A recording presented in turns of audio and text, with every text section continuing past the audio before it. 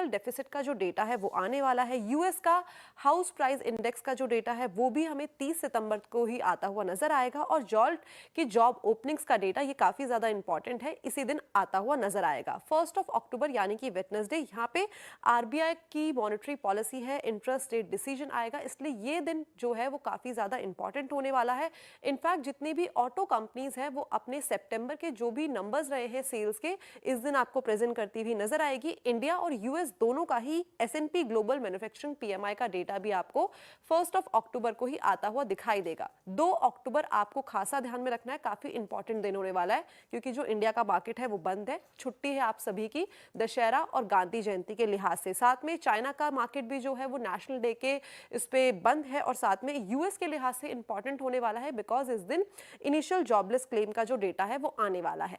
3 अक्टूबर की तरफ बढ़ा जाए तो चाइना का मार्केट यहाँ पे फिर से बंद है, नेशनल हॉलिडे है, और यूएस का यहाँ पे अनएम्प्लॉयमेंट रेट का जो डेटा है वो आएगा, तो नेक्स्ट वीक काफी इंपॉर्टेंट है।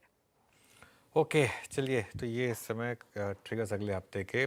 शुक्रिया आप कंचन। अब राजेश जी बताइए, थोड़ा मूड को लाइट करते हैं, क्या देखें वीकेंड पे? जी, बिल्कुल सही कहा आपने अनुज जी। जिस तरीका का माहौल है उसे लाइट करना बहुत जरूरी है।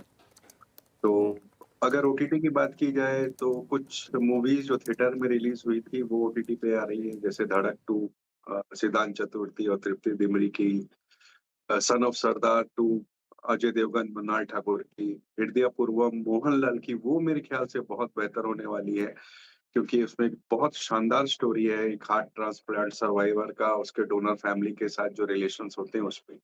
इसके अलावा जो नई ओटीटी रिलीज है, नई इन द सेंस की जो थिएटर्स से नहीं होके ओरिजिनल कंटेंट का हूँ,